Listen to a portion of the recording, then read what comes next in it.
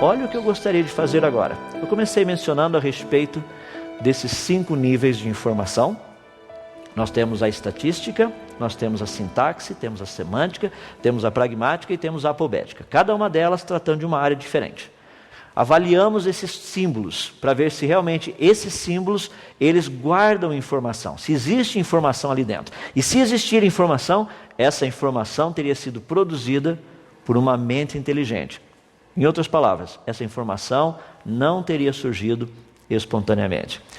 O que aconteceria se nós usássemos essa metodologia e aplicássemos ao DNA? Isso é fascinante. Porque, afinal de contas, vida existe baseada em informação genética codificada. Seria essa informação genética codificada o resultado de milhões ou até mesmo de bilhões e bilhões de anos de coisas que foram sendo adicionadas ao longo do tempo até chegar a ser aquilo que ela é hoje? Ou não existe a possibilidade? Ou seja, essa informação só poderia ter sido criada por uma mente inteligente. É muito interessante porque nós podemos definir isso. Vamos estudar o DNA. Se nós pegarmos o DNA, qual seria o sinal transmitido? Bom, o DNA ele trabalha com nucleotídeos, sequências. Tem um número específico de nucleotídeos. É possível contá-los. É possível saber quantos deles existem num determinado fragmento. Em qual ordem eles aparecem. Daí você vai para o segundo passo. A ordem é aleatória? A resposta é não. A ordem é específica. São grupinhos de 3 nucleotídeos, sempre formando um negocinho específico. Tem uma ordem preferencial. Se você tira um deles e troca, a coisa para de funcionar. Existe uma sequência específica. Daí você fala, peraí, então você tem uma quantidade de nucleotídeos, você tem um código utilizado, que é essa sequência dos ATCGs, mas qual a ideia de tudo isso aí? É que esse negócio na ordem correta produz aminoácidos. Aminoácidos, ótimo. Então nós temos um monte de aminoácidos. Para que você vai querer um monte de aminoácidos? Qual seria a ação esperada na ordem correta de aminoácidos? A resposta é simples, a produção ou formação de proteínas. Proteínas se formam com a ordem correta de aminoácidos. Mas por que você precisa de proteínas, vamos colocar assim? A resposta é simples, é para que a vida possa ser preservada. Ou seja, nós temos o sinal, nós temos o código, nós temos as ideias, nós temos a ação e temos o propósito. Pergunta: informação codificada no DNA, processo aleatório ou produzido por um sinal ou produzido por uma mente? A resposta é simples. Nós usamos a mesma a mesma metodologia que nós utilizamos para saber se vida fora do planeta Terra existe. Se um sinal chegar aqui, esse sinal foi produzido por uma mente inteligente. Nós usamos a mesma metodologia aplicando a codificação do DNA. Qual a conclusão? Que a codificação do DNA foi produzida por uma mente inteligente. Eu acho interessante porque quando nós usamos essa argumentação, muitas pessoas falam assim, não, mas você não pode aplicar isso ao DNA. Ah, não? DNA é informação codificada ou não é? Sim, é. Então nós podemos aplicar? Sim, podemos aplicar. Devemos aplicar, porque ela nos dá uma resposta. Essa metodologia nos mostra claramente que matéria, literalmente inorgânica, tem condição de produzir vida espontaneamente? Não. Só se houver informação. Olha como de repente existe uma mudança de perguntas. As pessoas chegam e falam assim, mas como que vida surgiu? Peraí, mas não existe vida sem informação codificada. Então a pergunta teria que ser um pouquinho diferente. Antes de nós discutirmos a origem da vida, nós precisamos primeiro discutir a origem da informação que produz a vida. Eu gostaria de citar, só dentro desse contexto, algumas frases muito interessantes de alguns pensadores. Um deles, Dr. Manfred Eigen, ele disse que o maior desafio que a evolução tem é o seguinte: nossa tarefa principal é encontrar um algoritmo. Tá?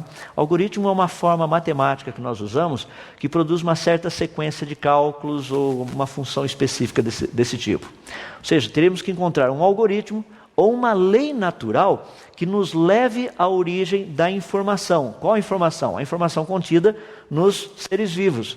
eu posso garantir que não é mais necessário fazer isso.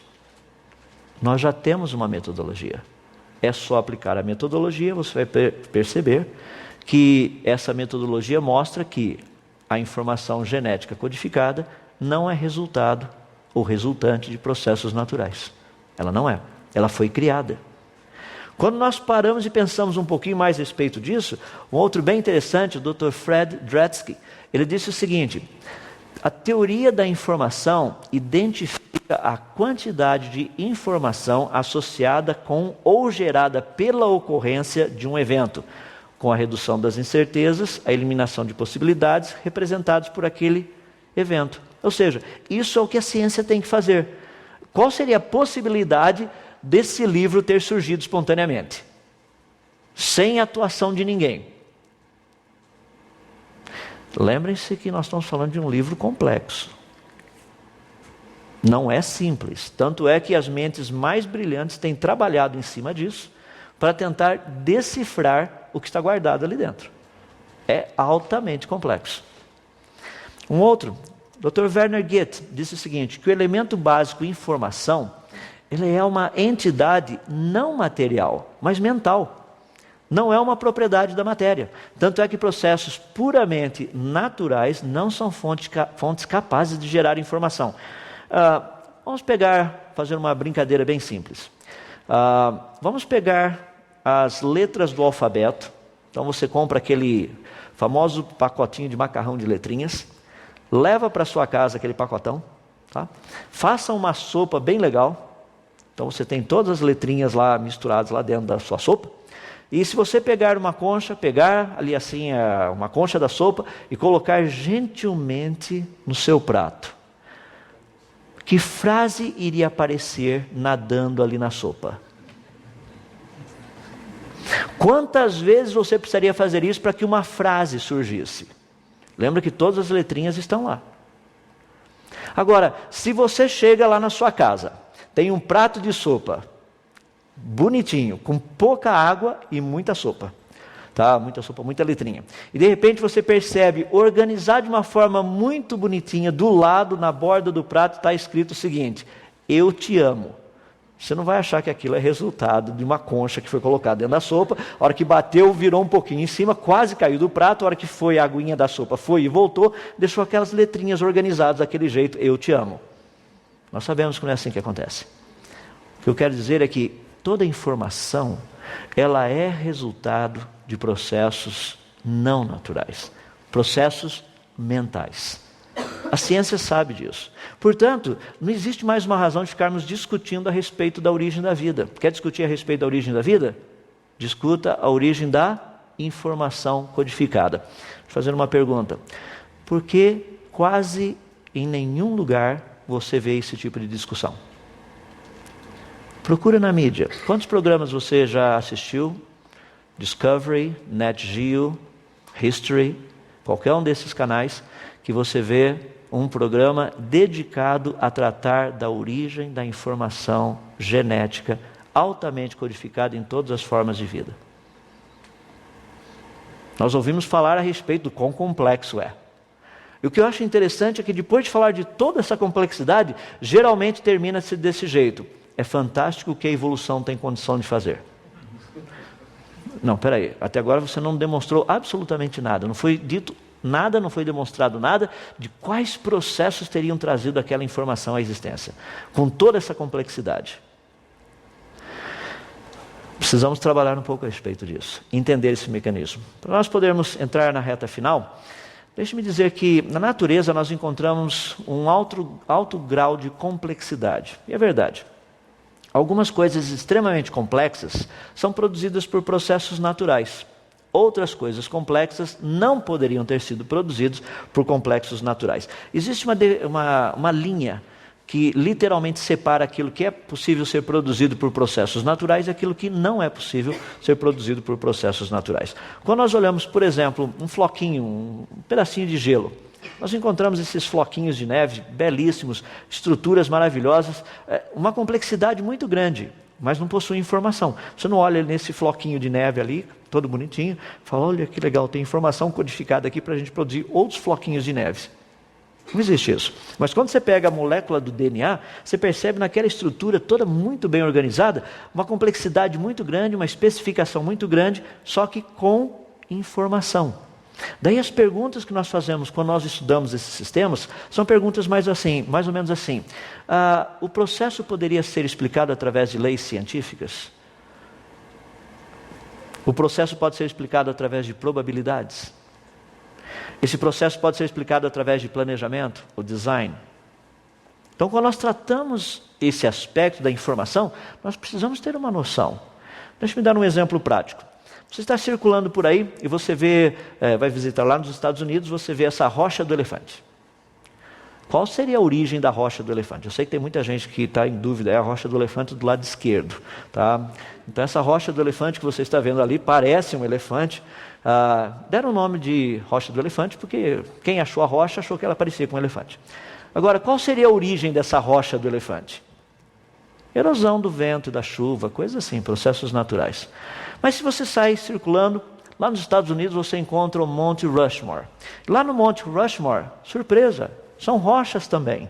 Só que você encontra nessa formação rochosa o rosto de 4 presidentes americanos. Se eu lhe perguntasse qual a origem dessa formação rochosa, ou seja, disso que nós estamos vendo ali, da face desses 4 presidentes, você fala, isso é simples, erosão do vento e da chuva. Com o tempo foi ventando, foi chovendo, foi ventando e foi chovendo, e simplesmente por uma grande coincidência, foram formados assim o rosto de 4 presidentes dos Estados Unidos, e por uma coincidência maior ainda, essas rochas encontram-se nos Estados Unidos. Você fala, não, isso daí não foram causas naturais que produziram isso, foram causas inteligentes. Então nós sabemos diferenciar os dois. Daí nós entramos numa área, que é uma área muito bonita, que é o que nós chamamos dessa questão de toda essa complexidade.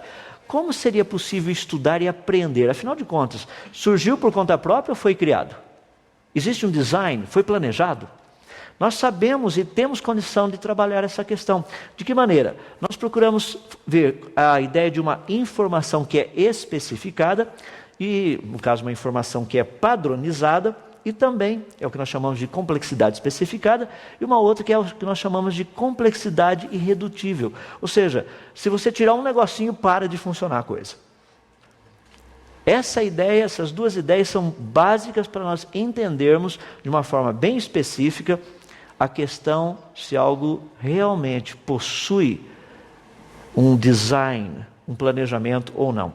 Então deixe-me dar um exemplo bem simples, que é bem interessante, para nós estudarmos essa complexidade especificada e essa complexidade irredutível. O exemplo que eu queria dar para vocês está relacionado com o motorzinho da salmonela. Você dá uma clicadinha ali e você vê esse motorzinho funcionando. Dá uma olhadinha. Esse motorzinho é extremamente pequeno. Ele é muito pequeno. Para você ter uma noção, ele, tão pequenininho que ele é, se você pegar um fio de cabelo, no diâmetro desse fio de cabelo, daria para você colocar 8 milhões desses motorzinhos um do lado do outro. É praticamente o menor motor conhecido. Algo muito interessante que nós temos percebido a respeito desse motorzinho, é que ele é formado por apenas 40 partes. É o que nós chamamos de proteínas. São 40 proteínas específicas. Algumas características interessantes a respeito desse motorzinho é que a quantidade de energia que ele usa para funcionar é um absurdo. É extremamente pequena. Ele é praticamente quase que movido a prótons. Um outro negócio muito interessante que nós descobrimos a respeito dele é a velocidade que esse negocinho gira. Aí é algo espetacular. Por quê? Ele gira literalmente a mais de 100 mil rotações por minuto. E ele precisa dar só 1/4 de volta para começar a girar na rotação oposta. O que isso significa? Esse motorzinho que é encontrado na salmonela, ele nos diz que a salmonela já vem com motor de fábrica que possui inclusive marcha ré. Ou seja, ela pode ir numa direção e de repente ela volta, muda todas essas coisas. Agora, aí nós estamos vendo algo fascinante sobre complexidade. Um motor perfeitamente funcional com 40 peças. Só 40 peças. Vamos parar e pensar um pouquinho. Existe uma ordem de montagem desse motor dentro da salmonela? A resposta é sim.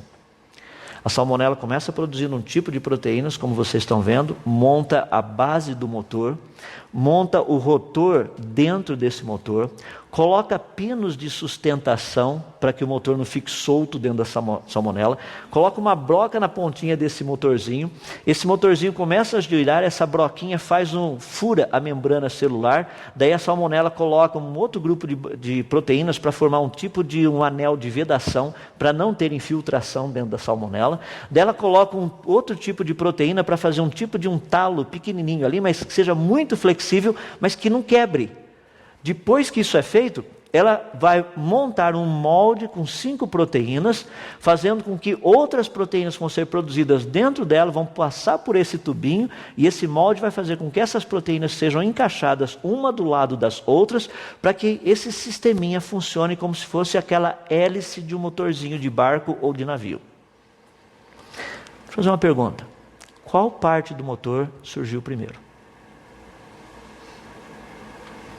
Porque isso é um exemplo do que nós chamamos de complexidade irredutível. Se você tirar uma pecinha, o que acontece com o motor? Ele para de funcionar.